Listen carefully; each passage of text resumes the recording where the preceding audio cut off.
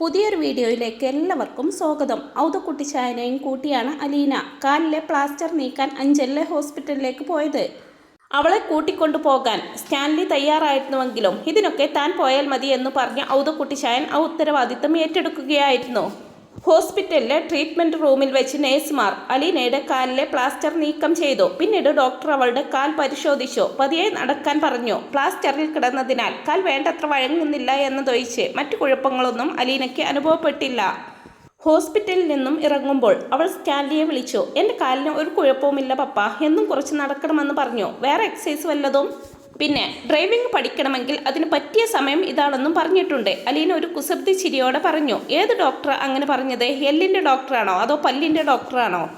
പപ്പ please. Baiju ലീവിന് പോകുമ്പോൾ പപ്പയ്ക്ക് പെട്ടെന്നൊരു വയറുവേദന വന്നാൽ ആശുപത്രിയിൽ കൊണ്ടുപോകാൻ ആരെങ്കിലും വേണ്ടേ? ഞാൻ ഡ്രൈവിംഗ് പഠിച്ചാൽ പപ്പയ്ക്ക് തന്നെ വേറെ ആരെയും ആശ്രയിക്കേണ്ടി വരില്ലല്ലോ. അതുപോലെ തന്നെ കുപ്പിയിലേത് തീരുമ്പോൾ പപ്പയ്ക്ക് എന്നെ വിളിച്ച് ചുമ്മാ അങ്ങ് പറഞ്ഞാൽ പോരെ. മോളെ, നീ ഓടിപ്പോയി ഒരു കുപ്പി ബ്രാൻഡി വാങ്ങിച്ചോണ്ട് വാ, ഇല്ലെങ്കിൽ എന്നെ ഇപ്പം കിലുക്കിലെ വിറയ്ക്കാൻ തുടങ്ങുമെന്ന്. നീ ഇങ്ങ് വാ. നിന്നെ ഡ്രൈവിംഗ് പഠിപ്പിക്കണോ അതോ വണ്ടിയുടെ ക്ലീനിങ് പഠിപ്പിക്കണോ എന്ന് ഞാനൊന്ന് ആലോചിക്കട്ടെ, സ്റ്റാൻലി പറഞ്ഞു. ഞങ്ങൾ തോട്ടത്തിൽ പോയിട്ടേ വരൂ, അലീന പറഞ്ഞു. അതെന്തിനാണ് ഇപ്പോൾ തോട്ടത്തിൽ? പപ്പയോട് പറഞ്ഞില്ലായിരുന്നോ എൻ്റെ കാല് ശരിയായി കഴിയുമ്പോൾ തോട്ടത്തിലും ഓഫീസിലും ഒക്കെ ഒന്ന് പോകണുണ്ടെന്ന്? അപ്പച്ചനുമായിട്ട് എന്തെങ്കിലും തീരുമാനിച്ചുകൊണ്ടുള്ള പോക്കാണോ ഇത്? അതെ. അത് എന്താണെന്ന് എന്നോട് പറയാൻ വയ്യ അല്ലേ? പപ്പയോട് പറയാം. തിരിച്ചു വരുമ്പോൾ ഫോൺ കട്ട് ചെയ്തിട്ട് അവൾ ബൈജുവിനോട് കാർ നേരെ തോട്ടത്തിലേക്ക് വിടാൻ നിർദ്ദേശം നൽകി. അധികം വൈകാതെ അവർ തോട്ടത്തിലെത്തുന്നുണ്ട്. അലീന കാറിൽ നിന്നും ഇറങ്ങി ഔതക്കുട്ടി ചായനോടൊപ്പം ഓഫീസിലേക്ക് കയറി ചെന്നു. ഓഫീസിൽ ആകെ 4 ജീവനക്കാരെയുള്ളൂ. സ്റ്റാൻലി മാനേജരെന്നും തൊഴിലാളികളെന്നും സൂപ്രണ്ടെന്നും വിളിക്കുന്ന ജോർജ് വർഗീസ്, കുരുവിള എന്ന അക്കൗണ്ടന്റ്, ക്ലർക്ക് ശ്രീകുമാർ, പിന്നെ പ്യൂൺ മുതൽ പർച്ചേസ് മാനേജർ വരെ എല്ലാ റോളും അഭിനയിക്കുന്ന ചാണ്ടിക്കുഞ്ഞും. അലീനയും ഔതക്കുട്ടി ചായനും ചെല്ലുമ്പോൾ മാനേജർ കറങ്ങുന്ന കസേരയിലിരുന്ന് പേപ്പർ വെയിറ്റ് കയ്യിലിട്ട് ഉരുട്ടി ചെറുതാക്കാൻ ശ്രമിച്ചുകൊണ്ട് ആർക്കോ ഫോൺ ചെയ്യുകയായിരുന്നു. അയാൾ ഇതിനിടയിൽ അലീനയോടും ഔതക്കുട്ടി ചായനോടും ഇരിക്കാൻ ആംഗ്യം കാട്ടി. മേശയ്ക്കിപ്പുറമുള്ള 3 കസേരകളിൽ ഒരെണ്ണം ഒഴിവാക്കി അലീനയും ഔതക്കുട്ടി ചായനും ഇരുന്നു. മാനേജറുടെ ഫോൺ സംഭാഷണം നീണ്ടു പോകും തോറും ഔതക്കുട്ടി ചായൻ അസ്വസ്ഥനായി. അയാൾ കൂടെ അലീനയെ നോക്കി. ശാന്തമായിട്ടിരിക്കാൻ അലീന തന്റെ നോട്ടം കൊണ്ട് അടയാളം നൽകി. ജോർജ് വർഗീസ് ഫോൺ സംഭാഷണം അവസാനിപ്പിച്ച് റിസീവർ വെച്ചയുടനെ ഔതക്കുട്ടി ചായൻ ചോദിച്ചു, ആരെയും വിളിച്ചുകൊണ്ടിരുന്നത്? സോറി, അതൊരു പ്രൈവറ്റ് കോളായിരുന്നു. ആ മറുപടിയിൽ ചെറിയൊരു പരിഹാസം ചുവച്ചു. ഔതക്കുട്ടി ചായന് അതൊട്ടും പിടിച്ചില്ലെന്ന് മാത്രമല്ല, അലീനയും താനും കൂടി കയറി വന്നപ്പോൾ ജോർജ് വർഗീസ് എഴുന്നേറ്റ് ആദരവ് കാണിക്കാതിരുന്നതും തന്നെ ഫോൺ വിളി അവസാനിപ്പിച്ച് അവരോട് സംസാരിക്കാതിരുന്നതും ഔതക്കുട്ടി ചായനെ ചൊടിപ്പിച്ചിരുന്നു. പ്രൈവറ്റ് കോൾ വിളിക്കാൻ ഈ ഫോൺ നിന്റെ അച്ഛൻ്റെ വകയാണോടാ? ഔതക്കുട്ടി ചായൻ പൊട്ടിത്തെറിച്ചു. ഔതക്കുട്ടി ചായന്റെ പെട്ടെന്നുള്ള പ്രതികരണം കേട്ട് ജോർജ് വർഗീസിന്റെ മുഖം ഔതക്കുട്ടി ചായന്റെ ഭാഷയിൽ പറഞ്ഞാൽ കൂമ്പാള പോലെ വിളറിപ്പോയി. അലീനയുടെ മുൻപിൽ വെച്ചായതുകൊണ്ട് പ്രത്യേകിച്ചും. അയാളുടെ ചമ്മലകറ്റാൻ വേണ്ടി അലീന പെട്ടെന്ന് സ്വയം പരിചയപ്പെടുത്തി. എൻ്റെ പേര് അലീന, ഞാൻ മുൻപ് ഇവിടെ വന്നിട്ടുണ്ട്. എനിക്കറിയാം, ഞാൻ ഓർക്കുന്നുണ്ട്. സ്റ്റാൻലി ചായൻ ഒരിക്കൽ കൊണ്ടുവന്ന് പരിചയപ്പെടുത്തിയിരുന്നല്ലോ, മാനേജർ പറഞ്ഞു. എന്നിട്ടാണോടാ നീ ഇവളെ കണ്ടപ്പോൾ ഒന്ന് എണീക്കാതിരുന്നത്? ഇനി അതും പോട്ടെ, ഇവള് നിന്നെക്കാൾ പ്രായം കുറവാ. പക്ഷെ പ്രായം കൂടിയ ഒരുത്തനെ നീ കണ്ടില്ലായിരുന്നോ? ഒന്നുമല്ലെങ്കിലും സ്റ്റാൻലിയുടെ അപ്പനല്ലേ ഞാൻ ഫോൺ ചെയ്യുകയായിരുന്നല്ലോ, മാനേജർ ഗൗരവത്തിൽ പറഞ്ഞു. ഫോൺ നീ താഴെ വെക്കണമായിരുന്നു. വേണ്ട, ഫോൺ വെച്ചു കഴിഞ്ഞപ്പോൾ നിനക്കൊരു മര്യാദ പറയാമായിരുന്നല്ലോ, അതും ചെയ്തില്ല. ഞാനിത് സ്റ്റാൻലി ചായനോട് പറഞ്ഞോളാം. നീ അങ്ങ് ചെന്ന് പറഞ്ഞാൽ അവൻ എന്നെ അങ്ങ് ഒലത്തും. ഒന്ന് പോടാവേ. എടാ, അവൻ എൻ്റെ മടിയിൽ കിടന്ന് വളർന്നവനാ. അത്രയുമായപ്പോൾ അലീന ഔതക്കുട്ടി ചായന്റെ കൈ പിടിച്ചമർത്തി നിർത്താൻ സഞ്ജ നൽകി. ഞാനൊരു കാര്യം അറിയാൻ വേണ്ടി വന്നതാ, അലീന മാനേജറോട് പറഞ്ഞു. പപ്പയുടെ വീട്ടുകാർക്ക് ഇവിടെ നിന്നല്ലേ പൈസയൊക്കെ കൊടുക്കുന്നത്, അതായത് അഞ്ചലിലേക്ക്? മാനേജർ അലീനയുടെ നേർക്ക് സൂക്ഷിച്ചു നോക്കി. അതെ. എങ്ങനെയാ അതിൻ്റെ രീതി? ചോദിക്കുമ്പോഴെല്ലാം പണം കൊടുക്കുവോ അതോ മാസം ഇത്ര രൂപയെന്ന് ഒരു കണക്കുണ്ടോ? അവർക്ക് ആവശ്യമുള്ള പൈസ കൊടുത്തേക്കണമെന്ന് സ്റ്റാൻലി ചായൻ പറഞ്ഞിട്ടുണ്ട്. അതിന് പ്രത്യേകിച്ച് ഒരു മാസപ്പടി കണക്കൊന്നുമില്ല. എന്നാലും കൊടുക്കുന്നതിനും വാങ്ങുന്നതിനും ഒരു കണക്കുണ്ടാകണമല്ലോ. പിന്നെ ആവശ്യത്തിന് കൊടുത്തു, ഇത്ര രൂപ കൊടുത്തു എന്നൊക്കെ? അതോ അഞ്ജലിന്ന് ആരെങ്കിലും വന്ന് ചോദിച്ചാലുടനെ പണപ്പെട്ടി തുറന്നു വെച്ച് ഇഷ്ടം പോലെ വാരിക്കൊണ്ട് പോയിക്കൊള്ളാൻ പറയുമോ? അലീനയുടെ സ്വരത്തിൽ മാറ്റം വന്നത് കണ്ട് ഔതക്കുട്ടി ചായൻ മുഖം തിരിച്ച് വിസ്മയത്തോടെ നോക്കി. അവളുടെ കണ്ണിൽ രോഷമുണ്ടെന്ന് അയാൾക്ക് മനസ്സിലായി. അപൂർവമായേ അങ്ങനെ കാണാറുള്ളൂ. ആരെങ്കിലും മനഃപൂർവ്വം അപമാനിക്കാനും നിന്ദിക്കാനും ശ്രമിക്കുമ്പോൾ, മുഖത്ത് നോക്കി പച്ചക്കള്ളം പറയുമ്പോൾ, അനാഥരെ അവഹേളിക്കുമ്പോൾ അങ്ങനെ വാരിക്കോരിയൊന്നും കൊടുക്കാറില്ല. ആവശ്യമറിഞ്ഞേ കൊടുക്കാറുള്ളൂ, മാനേജർ പറഞ്ഞു. അങ്ങനെ കൊടുക്കുന്നതിനുള്ള പെർമിഷൻ തന്നിട്ടുണ്ട് സ്റ്റാൻലി ചായൻ. കൊടുത്ത പൈസയ്ക്ക് കണക്കും തീയതിയുമുണ്ടോ? ആരാണ് പൈസ വാങ്ങിയതെന്ന് പേരെഴുതി ഒപ്പിട്ട വൗച്ചറും രസീതും കാണണമല്ലോ ഇവിടെ. ആരാണെന്നൊന്നും എഴുതാറില്ല. തീയതിയും കണക്കുമുണ്ടാകും. ആ കണക്ക് ബുക്കൊന്ന് കാണണമല്ലോ. അതല്പം ബുദ്ധിമുട്ടാണ്, ജോർജ് വർഗീസ് കടുത്ത മുഖത്തോടെ പറഞ്ഞു. അലീന അപ്പോൾ തന്നെ ഫോൺ എടുത്ത് സ്റ്റാൻലിയെ വിളിച്ചു. പപ്പയുടെ മാനേജരെ ഒന്ന് വിളിക്കുകയോ? എന്താ? ഞാൻ പറഞ്ഞു അഞ്ചലിലെ വീട്ടിലേക്ക് കൊടുക്കുന്ന പണത്തിന്റെ കണക്കൊന്ന് കാണിക്കണമെന്ന്. പക്ഷെ മാനേജർക്ക് ഒരു മടി. ശരി, ഞാൻ അയാളെ വിളിച്ചോളാം. അലീനയും ഔദക്കുട്ടിച്ചായനും നോക്കിയിരിക്കെ തന്നെ മാനേജറുടെ മേശപ്പുറത്തെ ലാൻഡ് ഫോണിൽ സ്റ്റാൻലിയുടെ ഫോൺ വന്നു. കോൾ അറ്റൻഡ് ചെയ്ത ശേഷം മാനേജർ അക്കൗണ്ടന്റിനെ വിളിപ്പിച്ച് കണക്ക് ബുക്കും രസീതുകളും എടുത്തുകൊണ്ടുവരാൻ ആവശ്യപ്പെട്ടു. അക്കൗണ്ടന്റ് അതെല്ലാം കൊണ്ടുവന്ന് മേശപ്പുറത്ത് വെച്ച ശേഷം മാനേജറുടെ നേർക്ക് അർത്ഥഗർഭമായിട്ട് നോക്കിയിട്ട് പോയി. തുറന്നു പരിശോധിക്കാം. മാനേജർ അലീനയുടെ മുൻപിലേക്ക് കണക്ക് ബുക്ക് നീക്കിവെച്ചു. അലീന അത് തുറന്നു നോക്കി.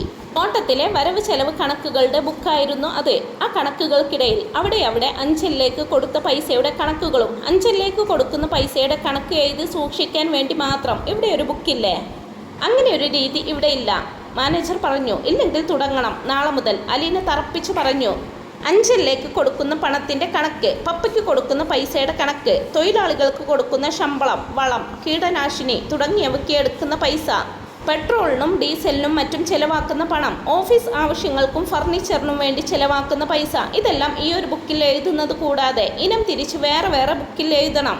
നമുക്ക് എടുത്തു നോക്കിയാൽ ഒറ്റ നോട്ടത്തിൽ ഏകദേശം ഒരു ഊഹം കിട്ടണം. എന്താ ചെയ്യാൻ പറ്റില്ലേ? സ്റ്റാൻലി ചായൻ പറയണം. പപ്പ പറഞ്ഞോളൂ. പിന്നെ ഇവിടെ കമ്പ്യൂട്ടറില്ലേ ഈ കണക്കുകളൊക്കെ ഫീഡ് ചെയ്തു വെക്കാൻ? അങ്ങനെ ഒരു സാധനത്തിന്റെ ആവശ്യം വന്നിട്ടില്ല. ഇത് വലിയ എസ്റ്റേറ്റ് ഒന്നുമല്ലല്ലോ. സ്റ്റാൻലി ചായൻ വലിയ പ്ലാന്ററുമല്ല. റബ്ബർ നട്ടിരിക്കുന്ന ഒരു വലിയ പറമ്പ്, അത്രയല്ലേ ഉള്ളൂ.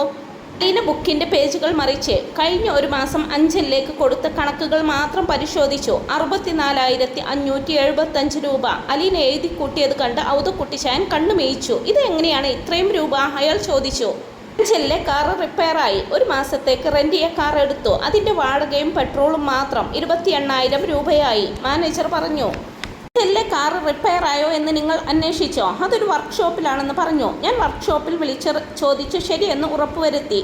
അലീന വീണ്ടും കണക്കുകൾ കൂട്ടി. ചിട്ടി 9,500 രൂപ, ഇൻഷുറൻസ് 14,000 രൂപ. അലീന പേജുകൾ പിന്നോട്ട് മറിച്ച് ജനുവരി മുതലുള്ള കണക്കുകൾ ഒരു കടലാസിലേക്ക് പകർത്തി തുടങ്ങി. ഇതിനിടയിൽ മൈതാനത്ത് ജീപ്പിന്റെ ഇരമ്പൽ കേട്ടു.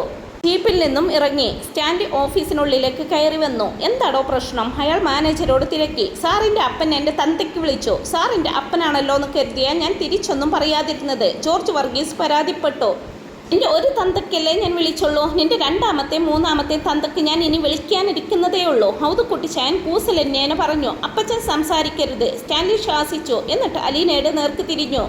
ഈ തോട്ടത്തിലേക്ക് പോകുന്നെന്ന് പറഞ്ഞപ്പോഴേ എനിക്ക് മനസ്സിലായി ഇന്നിവിടെ കലാപം ഉണ്ടാകുമെന്ന്. പപ്പ ഇത് നോക്ക്. അവൾ ഒരു കടലാസിൽ കുറിച്ച കണക്കുകൾ ഉയർത്തിക്കാട്ടി. അഞ്ചലിലേക്ക് കൊടുത്ത രൂപയാ. വീട് പെയിന്റ് അടിക്കാൻ 45,000, സ്റ്റഡി ടേബിളും കസേരയും വാങ്ങാൻ 16,000, pressure cooker, TV repair, wash basin മാറ്റിവെച്ചത്, പൊട്ടിപ്പോയ പൈപ്പ് മാറ്റിവെച്ചത്. അങ്ങനെ എത്ര കണക്കുകളാ? എൻ്റെ പപ്പ, ആ വീട്ടിൽ എല്ലാ മാസവും വീട്ടുപകരണങ്ങൾ കേടായിക്കൊണ്ടിരിക്കുകയാണോ? അതുകൂടാതെ ഫ്ലോറിങ്, പെയിൻറ്റിങ്, ടോയ്ലറ്റിലെ കബോർഡ് മാറ്റിയത്, കാർ റിപ്പയറിങ്, ഏതെല്ലാം വകയിലാ ചെലവെഴുതി വെച്ചിരിക്കുന്നത്? ജനുവരിക്ക് ശേഷം 11 ട്യൂബ് മാറ്റിയിരിക്കുന്നു, ഫാൻ 3 എണ്ണം. ജനുവരി മുതൽ ഇന്നലെ വരെ 9 മാസം കൊണ്ട് 5.5 ലക്ഷം രൂപയാ അവിടുത്തെ വീട്ടു ചെലവ്. പെട്രോളിന് മാത്രം ആവറേജ് ഒരു മാസം 12,000 രൂപ. ചിട്ടി 2 ലക്ഷത്തിൻ്റെ 2 നമ്പർ, 4 ലക്ഷത്തിൻ്റെ 1 നമ്പർ, ഇൻഷുറൻസ്, മ്യൂച്വൽ ഫണ്ട്, ഇതൊക്കെ ഉള്ളതാണോ? ഇതിൻ്റെയൊക്കെ രസീത് എവിടെ? ആരുടെ പേരിലാണ് ചിട്ടിയും ഇൻഷുറൻസും ഒക്കെ? ഇവിടെ ആർക്കും അറിയില്ല. പപ്പ പറഞ്ഞിട്ടുണ്ടോ ഇത്രയും കൊടുക്കാൻ? മറ്റേ കാർ കഴിഞ്ഞ മാസം വർക്ക്ഷോപ്പിലായല്ലോ. അവർ റെൻറ്റിന് കാർ എടുത്തു. ഇവിടെ കണക്ക് എഴുതി വെച്ചിരിക്കുന്നു 28,000 രൂപ. പപ്പയോട് ചോദിച്ചിട്ടാണോ ഇതെല്ലാം? കൊടുക്കുന്നത് കൊണ്ട് എനിക്ക് പ്രശ്നമുണ്ടായിട്ടല്ല. ഇതിൻ്റെ 4/1 പൈസ പപ്പയുടെ ഭാര്യയ്ക്കും മക്കൾക്കും കിട്ടുന്നുണ്ടോ? പപ്പ ശമ്പളം കൊടുത്തു വെച്ചിരിക്കുന്ന മാനേജർക്ക് ആരോടാണ് നന്ദിയും കൂറും? റീതാമയാൻ്റിയോട്. നിർത്താതെ പറഞ്ഞിട്ട് അലീന കിതച്ചു തുടങ്ങിയിരുന്നു. സ്റ്റാൻലി ഒരു നടുക്കത്തോടെ അലീനയുടെ കയ്യിലിരുന്ന കടലാസ് വാങ്ങി നോക്കി. അവൾ ഡേറ്റ് സഹിതം കുറിച്ചെടുത്തിരിക്കുന്നു. എല്ലാം കൂടി ഒന്നിച്ച് കണ്ടപ്പോൾ സ്റ്റാൻലി അന്തം വിട്ടു. ഇത്രയും പണം കൊടുത്തതാണോടാ? സാറിനോട് ചോദിച്ചിട്ടാണ് കൊടുക്കാറ്. സാറാണ് ചെക്കിൽ ഒപ്പിടുന്നത്, ജോർജ് വർഗീസ് പറഞ്ഞു. ഈ മാസം അല്ലെങ്കിൽ കഴിഞ്ഞ ആഴ്ച, അതുമല്ലെങ്കിൽ കഴിഞ്ഞ 2 മാസത്തിനുള്ളിൽ ഇത്ര പണം കൊടുത്തിട്ടുണ്ട് എന്ന് താൻ എന്നെ ഓർമ്മിപ്പിച്ചിട്ടുണ്ടോ?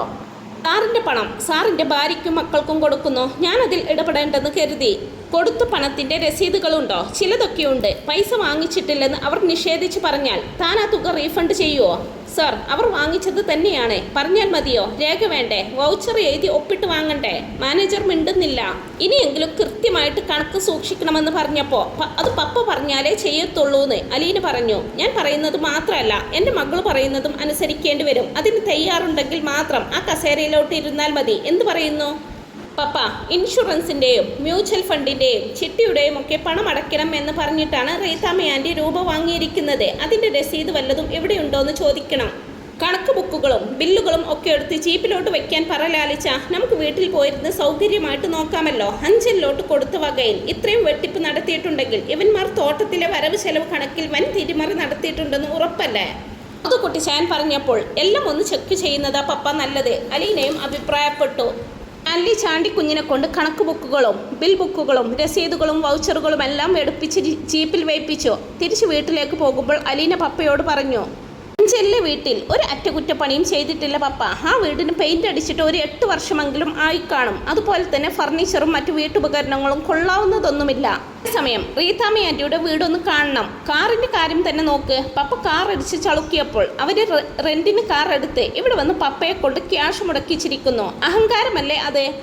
ടാനിയയും ടെൽസയും ഒക്കെ ഓട്ടോറിക്ഷയിലാണ് സഞ്ചാരം. കാർ കൊണ്ട് നടക്കുന്നത് റീതാമ്മ ആൻറ്റി, അതിന് പണം മുടക്കുന്നത് പപ്പ. എന്നിട്ട് പപ്പ അവരുടെ ഏറ്റവും വലിയ ശത്രുവും. പപ്പ ഭാര്യയ്ക്കും മക്കൾക്കും ഒന്നും കൊടുക്കുന്നില്ലെന്നുള്ള പരാതി വേറെയും അലീന പറഞ്ഞുകൊണ്ടിരുന്നു. പിറ്റേന്ന് അലീന ബാലചന്ദ്രനെ വിളിച്ച് ഒരു ഓഡിറ്ററെ അയക്കാമോ എന്ന് ചോദിച്ചു. പപ്പയുടെ തോട്ടത്തിലെ കുറെ തട്ടിപ്പും വെട്ടിപ്പും നടന്നിട്ടുണ്ടെന്നും അത് കണ്ടുപിടിക്കാനാണെന്നും പറഞ്ഞു. തൊട്ടടുത്ത ദിവസം തന്നെ ബാലചന്ദ്രമേനോൻ ഓഡിറ്ററെ ഏർപ്പാടാക്കി കുളത്തൂപ്പുഴയ്ക്ക് അയച്ചു. അയാൾ 6 ദിവസം ബംഗ്ലാവിൽ താമസിച്ച് കഴിഞ്ഞ കുറേ വർഷങ്ങളിലെ കണക്ക് ബുക്കുകളും ബില്ലുകളും പരിശോധിച്ചു. പർച്ചേസ് നടത്തിയ കടകൾ, റബ്ബർ വിറ്റ കമ്പനികൾ എന്നിവയുമായിട്ട് ബന്ധപ്പെട്ടു. പർച്ചേസിലും റബ്ബർ വിൽപ്പനയിലും ധാരാളം ക്രമക്കേടുകൾ നടന്നു വരുന്നതായി കണ്ടെത്തി. ഓഫീസിലെ ബില്ലുകളുടെ നമ്പറും സാധനങ്ങൾ പർച്ചേസ് ചെയ്ത കടകളുടെ ബില്ലിൻ്റെ കാർബൺ കോപ്പിയും തമ്മിൽ ഒരു സാമ്യവുമില്ല. ചില ബില്ലുകൾ കൃത്രിമമായിട്ട് ഉണ്ടാക്കിയതായിരുന്നു. വർഷങ്ങളായിട്ട് നടന്നു വന്ന തട്ടിപ്പും വെട്ടിപ്പും പുറത്തായതോടെ സ്റ്റാൻലി തൻ്റെ ഓഫീസിലെ ജീവനക്കാരെ പിരിച്ചുവിടാൻ ഒരുങ്ങി. അലീന അതിന് തടസ്സം നിന്നതിനാൽ ആർക്കും ജോലി നഷ്ടപ്പെട്ടില്ല. പപ്പ കള്ളും കുടിച്ച് ഒന്നും ശ്രദ്ധിക്കാതെ അലസനും മടിയനുമായിട്ട് കഴിഞ്ഞുകൂടിയതുകൊണ്ട് കണ്ടവരെല്ലാം കൈയിട്ട് വാരി. കയ്യാലപ്പുറത്തിരിക്കുന്ന തേങ്ങ ആർക്കും എടുക്കാമല്ലോ. ഒരു തവണ അവരെ ശാസിക്കാം, മുന്നറിയിപ്പ് കൊടുക്കാം. ഇനി ഇത് ആവർത്തിച്ചാൽ പിരിച്ചുവിട്ടേക്കണം. അതല്ലേ നല്ലത്? ഔതുക്കുട്ടിച്ചായനും സ്റ്റാൻലിക്കും ആ അഭിപ്രായത്തോട് അത്ര യോജിപ്പില്ലായിരുന്നുവെങ്കിലും അവർ മറുത്തൊന്നും പറയാതെ സമ്മതം മൂളി. 2 ആഴ്ചയ്ക്ക് ശേഷം റീതാമ്മ സ്റ്റാൻലിയെ കാണാനെത്തി. ആകെ ക്ഷോഭിച്ച മട്ടിലായിരുന്നു അവരുടെ വരവ്. ടാനിയ മോളെയും ടോജോയെയും അവർ ഒപ്പം കൂട്ടിയിരുന്നു. അവരെ സ്റ്റാൻലിയുടെ മുമ്പിൽ നിരത്തി നിർത്തിക്കൊണ്ട് റീതാമ്മ രോക്ഷാകുലയായി ചോദിച്ചു, ഈ കുട്ടികളെ ആര് സംരക്ഷിക്കും? ഇതുവരെ ആര് സംരക്ഷിച്ചോ? അവർ തന്നെ. സ്റ്റാൻലി മറുപടി പറഞ്ഞു, ഇതുവരെ ഞാനാണ് ഇവരുടെ കാര്യങ്ങൾ നോക്കിയിരുന്നത്. റീതാമ്മ പറഞ്ഞു, എങ്കിൽ റീതാമ്മയ്ക്ക് തുടർന്നും അത് ചെയ്യാം. എനിക്കൊരു വിരോധവുമില്ല. എനിക്കുമുണ്ട് മക്കൾ. ഞാൻ അവരെ നോക്കണോ അതോ സ്റ്റാൻലിയുടെ മക്കളെ നോക്കണോ? റീതാമ്മയുടെ ഇഷ്ടം പോലെ ചെയ്യാം. ഇവർക്ക് ചിലവിന് കൊടുക്കണ്ടേ? ഇവരെ പഠിപ്പിക്കണ്ടേ? ആർക്കാ അതിൻ്റെ ഉത്തരവാദിത്തം? റീതാമ്മയ്ക്ക് ഇപ്പോൾ എന്താണ് വേണ്ടത്? ഇവരെ വളർത്തണമെങ്കിലും പഠിപ്പിക്കണമെങ്കിലും പണം വേണം. ഓഫീസിൽ ചെന്ന് ചോദിച്ചപ്പോൾ വൗച്ചറും രസീതും കണക്കുമൊക്കെ വേണമെന്ന് പറയുന്നു. ഇത്രയും കാലം അതൊന്നും ഇല്ലായിരുന്നല്ലോ. ഇപ്പോഴെന്താ ഒരു പുതുമ? റീതാമ്മ ചൊടിച്ചു. സ്റ്റാൻലി അലീനയെ വിളിച്ച് കണക്കുകൾ എടുക്കാൻ പറഞ്ഞു. അലീന നോട്ട് ബുക്കുകളുമായിട്ട് വന്നു. അതൊന്ന് വായിച്ചു കേൾപ്പിക്ക് സ്റ്റാൻലി നിർദ്ദേശിച്ചു. കഴിഞ്ഞ 9 മാസത്തിനിടയ്ക്ക് 5.5 ലക്ഷത്തിൽ പരം രൂപ റീതാമ്മ ആൻറ്റി ഓഫീസിൽ നിന്നും കൈപ്പറ്റിയതായിട്ട് കണക്കുകളുണ്ട്. അലീന പറഞ്ഞു. നീ ആരടി എന്നോട് കൽപ്പിക്കാൻ? ഞാൻ എൻ്റെ മുൻപിൽ കൈ നീട്ടാൻ വന്നവളല്ല. നിന്റെ അപ്പനുണ്ടല്ലോ, ഞാൻ അയാളോട് സംസാരിക്കുന്നത്. റീതാമ്മ വെറുപ്പോടെ അലീനയെ നോക്കിക്കൊണ്ട് പറഞ്ഞു. പപ്പയെയും പപ്പയുടെ ഭാര്യയെയും മക്കളെയും ചൂഷണം ചെയ്തും പറ്റിച്ചും ജീവിച്ചതൊക്കെ മതി. ഇനി അത് ഇവിടെ നടപ്പില്ല. ആരടി നിന്റെ പപ്പയെ പറ്റിച്ചത്? എനിക്ക് അങ്ങേരുടെ കാൽ ക്യാഷ് വേണ്ട. തൊടില്ല ഞാനത്. അറയ്ക്കും എനിക്ക്. പിന്നെ എങ്ങനെ കഴിഞ്ഞ മാസം 64,000 രൂപയുടെ ചെലവ് വന്നു? സ്റ്റാൻലി ചോദിച്ചു. കാർ വാടക കൊടുക്കണമായിരുന്നു. പിന്നെ പെട്രോൾ, ചിട്ടി, ഇൻഷുറൻസ്, മറ്റു ചെലവുകൾ. ഇതൊന്നും എനിക്ക് വേണ്ടിയല്ല, സ്റ്റാൻലിയുടെ ഭാര്യയ്ക്കും മക്കൾക്കും വേണ്ടിയാ. ആരോട് ചോദിച്ചിട്ടാ റീതാമ്മ റെന്റിയ കാർ എടുത്തു? സ്റ്റാൻലി തന്നെയാണ് ഉണ്ടായിരുന്ന കാർ നശിപ്പിച്ചത്. പകരം സ്റ്റാൻലിയുടെ മക്കൾക്കും ഭാര്യയ്ക്കും സഞ്ചരിക്കാൻ കാർ വേണമായിരുന്നു. നിങ്ങൾ അപ്പനും രഹസ്യപുത്രിയും മാത്രം കാറിൽ യാത്ര ചെയ്താൽ മതിയോ? റീതാമ്മ തട്ടിക്കയറി. പപ്പ എൽസമ്മ ആൻറ്റിക്കും മക്കൾക്കും വാങ്ങിക്കൊടുത്ത കാർ ആരോ ഉപയോഗിച്ചുകൊണ്ടിരുന്നത് ഞാൻ അവിടെ 2 ദിവസം താമസിച്ചപ്പോൾ കണ്ടതാ. പിന്നെ ചിട്ടിയും ഇൻഷുറൻസും. ഇതാണ് പ്രീമിയം നോട്ടീസ്. അലീന നോട്ട് ബുക്കിൻ്റെ പേജുകൾക്കിടയിൽ നിന്നും 2 കടലാസുകൾ എടുത്ത് കാണിച്ചു. ഒരെണ്ണം റീതാമ്മ ആൻറ്റിയുടെ പേരിൽ, അടുത്തത് ഭർത്താവിൻ്റെ പേരിൽ. അതിന് പണം അടയ്ക്കേണ്ടത് എൻ്റെ പപ്പ. അത് ഞാൻ എൽസമ്മയ്ക്ക് വേണ്ടി ചേർന്നതാ. തവണ അടച്ച് പൂർത്തിയാകുമ്പോൾ പൈസ ഞാൻ അവൾക്ക് തന്നെ കൊടുക്കും. റീതാമ്മ ആൻറ്റി കൊടുക്കുമെന്ന് മനസ്സിലായി. 2 ലക്ഷത്തിൻ്റെ 2 നമ്പർ ചിട്ടിയും 4 ലക്ഷത്തിൻ്റെ 1 നമ്പർ ചിട്ടിയും ചേർന്നത് എൽസമ്മ ആൻറ്റിയുടെ പേരിൽ. അതിൻ്റെ കുറേ തവണ അടച്ചതും എൽസമ്മ ആൻറ്റിയുടെ പേരിൽ. പിന്നീട് തന്ത്രപൂർവ്വം തവണ അടയ്ക്കാതെ ചിട്ടികൾ മുടക്കി. എന്നിട്ട് അതെല്ലാം റീതാമ്മ ആൻറ്റി പർച്ചേസ് ചെയ്ത് സ്വന്തം പേരിലേക്ക് മാറ്റി. ഇതൊന്നും പപ്പ അറിയുന്നില്ല. എൻ്റെ പേരിലാണെങ്കിലും ചിട്ടി തീരുമ്പോൾ ആ പണം എൽസമ്മയ്ക്ക് തന്നെ കൊടുക്കും. അത് മനസ്സിലായി. സ്വരാജ് അലയൻസിൻ്റെ ഏജൻ്റാണല്ലോ റീതാമ്മ ആൻറ്റി. എൽസമ്മ ആൻറ്റിയുടെ പേരിൽ വർഷം തോറും ഓരോ ലക്ഷം രൂപ അടയ്ക്കേണ്ട പോളിസി എടുപ്പിച്ചിട്ടുമുണ്ട്. സ്വന്തം അനുജത്തിയെ കൊണ്ട് 1 ലക്ഷത്തിൻ്റെ പോളിസി എടുപ്പിച്ചിട്ട് അതിൽ നിന്ന് കമ്മീഷനായിട്ട് 70,000 രൂപ സ്വന്തം കീശയിലേക്ക് തട്ടാവുന്ന സ്കീമിൽ ചേർത്ത റീതാമ്മ ആൻറ്റിയുടെ സഹോദര സ്നേഹം സമ്മതിച്ചിരിക്കുന്നു. 1 ലക്ഷം രൂപ അടച്ച അനുജത്തിയുടെ അക്കൗണ്ടിൽ വെറും 28,000 രൂപ മാത്രം.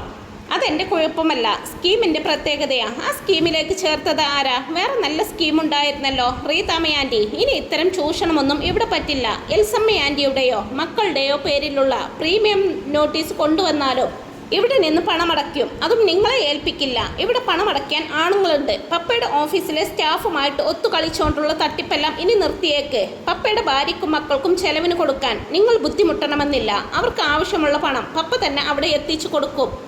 അലീന അറുത്തുമുറിച്ച് പറഞ്ഞു. നീ ഒരു കാലത്തും ഗതി പിടിക്കില്ലടി.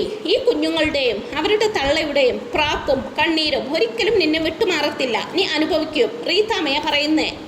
റീതാമ്മ തലയറിഞ്ഞു പ്രാഗി. നീ ശപിച്ചാൽ ഇവിടുത്തെ പട്ടികളുടെ പോലും ഒരൊറ്റ രോമം പൊഴിയത്തില്ല റീതാമ്മേ. മോളെ കാറിടിപ്പിച്ച് കൊല്ലാൻ നോക്കിയവളല്ലേ നീ. അതോർത്താൽ നിന്നെ ഈ മുറ്റത്ത് കാലുകുത്താൻ സമ്മതിക്കരുതാത്തതാ. ഇനി ഇവിടെ നിന്ന് ഒരക്ഷരം പോലും സംസാരിക്കരുത്. അതെല്ലാം ഗേറ്റിന് വെളിയിൽ ചെന്നിട്ട് സ്റ്റാൻഡിൽ പുറത്തേക്ക് വിരൽ ചൂണ്ടി. അപ്പോൾ ഇന്നത്തെ ഒരു സ്റ്റോറി ഇത്രയേ ഉള്ളൂ. ഇതിൻ്റെ ബാക്കി വിശേഷങ്ങൾ ഉടനെ തന്നെ അപ്ലോഡ് ചെയ്യുന്നതാണ്. ഈ ഒരു റിവ്യൂ നിങ്ങൾക്ക് ഇഷ്ടപ്പെട്ടെങ്കിൽ വീഡിയോ ഒന്ന് ലൈക്ക് ചെയ്യാനും ഹൈപ്പ് ചെയ്യാനും മറക്കല്ലേ friends. Thanks for watching my video.